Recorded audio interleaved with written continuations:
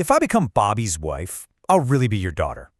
Yeah, just imagine standing there and the woman actively trying to steal your fiancé says that to your future mother-in-law right in front of your face. It's totally unhinged, right? But honestly, it perfectly sets the stage for the chaotic, absurd world of the viral stories we're diving into today. Welcome to The Explainer. Today, we're unpacking the anatomy of viral drama, decoding internet revenge. We're going to put on our objective, clinical lenses for a bit and look at this wildly addictive genre of internet revenge stories. We want to figure out exactly why millions of us literally lose sleep, completely captivated by these chaotic family feuds and wild betrayals. Like, what actually keeps us so hooked? The whole thing revolves around this one core concept, karmic revenge. Basically, it's that deep, profound psychological satisfaction we get from watching an unprovoked wrongdoer receive a deeply ironic, entirely fitting punishment. Because these viral stories, they aren't just messy, random gossip. They're actually highly structured narratives. They follow a really specific psychological blueprint that's practically custom designed to give our brains maximum satisfaction. So what is that blueprint? Well, every perfect internet drama breaks down into 4 distinct chronological stages. We've got unprovoked cruelty, the tipping point, the reversal, and finally, poetic justice.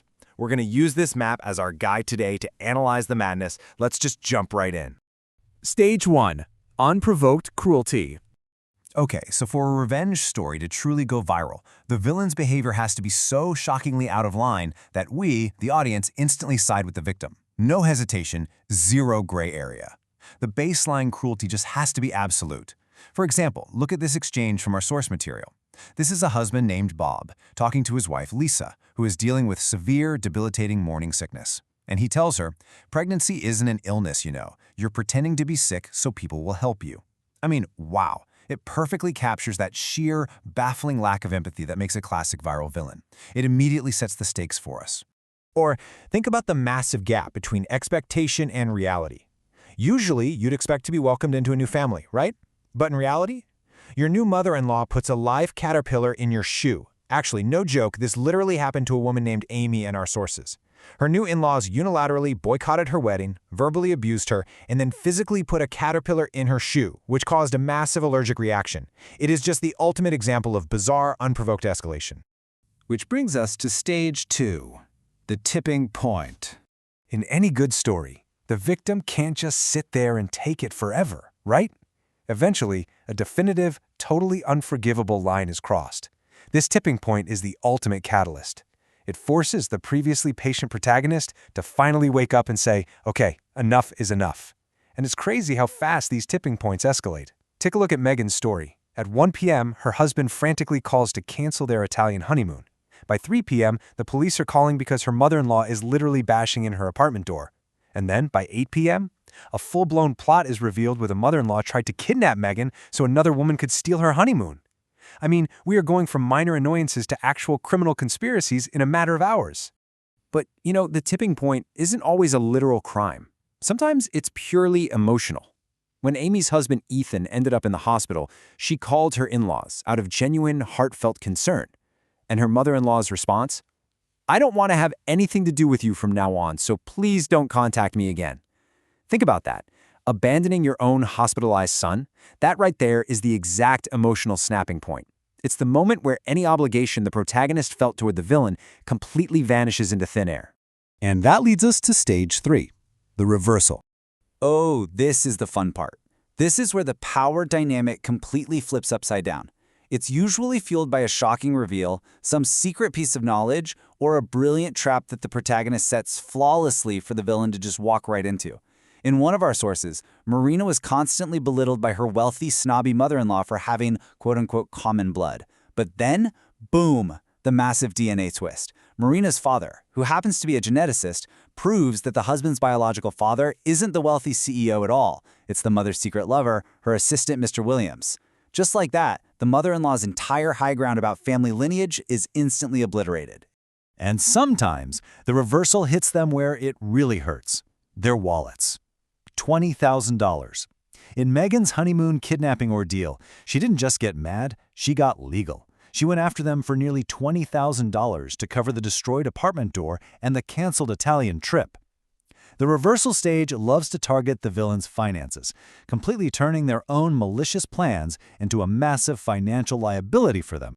Or the reversal can be this beautifully crafted psychological trap. Just listen to this seemingly innocent question. Are you happy now that you've switched to my sister? This comes from Sophia. Her abusive fiancé, Tom, dumped her for her own younger sister right before their wedding. So what does Sophia do? She attends their wedding, walks into the bridal waiting room, and asks this exact question. It perfectly demonstrates how protagonists expertly bait these villains, setting the stage for our absolute favorite part of the story. Stage 4. Poetic justice. Now, for an internet drama to be truly satisfying, the villain's punishment can't just be some random stroke of bad luck. No, it has to perfectly mirror their original, unprovoked crime. The scales of justice have to balance to the absolute millimeter. And here is the magnificent payoff to Sophia's trap. Tom actually took the bait and went on this cruel, abusive rant. But Sophia was wearing a hidden pin microphone. The audio of his entire rant was broadcast live over the wedding venue's sound system to every single guest sitting there. He tried to emotionally abuse her in private, and she permanently stripped him of his reputation in public. Just perfect poetic justice. Or look at the sheer rapid-fire consequences for Leela's mother and her ex-husband. They were having an affair and conspired to literally wait out Leela's father's death so they could steal his estate. But the father secretly submitted divorce papers right before he passed. The outcome? Divorce by default. Legally excluded from the inheritance entirely, riddled with massive debt from trying to keep up their lavish lifestyle, and eventually forced to flee into hiding. Their own sheer greed directly caused their total destitution. When we put all these resolutions together, a really strict pattern emerges. Let's look at the breakdown. Amy's in-laws went from living in a mansion to completely bankrupt, working at a convenience store. Megan's mother-in-law sued. Sophia's ex was totally ostracized and immediately divorced. Lisa's ex lost his family and is stuck paying child support. The rigid anatomy of viral drama dictates one thing for sure. Awful behavior must always end in a profound loss of social and financial status.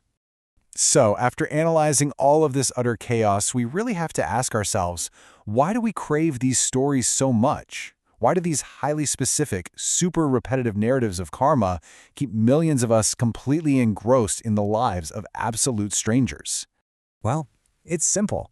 In an unpredictable world, viral drama offers the comforting illusion of perfect, guaranteed justice. We're addicted to this specific anatomy because it delivers the neat, perfectly balanced fairness that real life so rarely provides for us. It's honestly a coping mechanism, structured beautifully into a narrative of comeuppance. So, the next time you find yourself falling down a 2 a.m. internet rabbit hole of chaotic family drama, ask yourself, are you just looking for entertainment, or are you secretly looking for a little bit of fairness in the world? Thanks so much for joining me on this explainer, and I'll see you next time.